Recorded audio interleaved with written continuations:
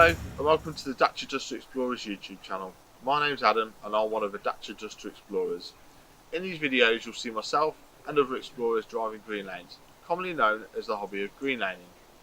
Some of these lanes can be easy, some can be incredibly difficult if not dangerous, but all offer a beautiful feeling of escapism. If you have any doubt about the green lane you're driving, get out and walk the lane first, making a mental note of places to turn around a period and thinking about strategies to overcome difficult sections, because reversing after a failed attempt to get along the lane can be incredibly difficult and very risky. We abide by the Green Lane Association Glass Code of Conduct for driving these lanes and respect all others using the lanes, including horse riders and walkers, as we all have a part to play in keeping these routes open for everyone. If you're thinking of green laning yourself, please consider joining the Green Lane Association to help fight to keep these lanes open and to help you understand more about this hobby. They also have a Trailwise 2 website which will significantly aid in your planning.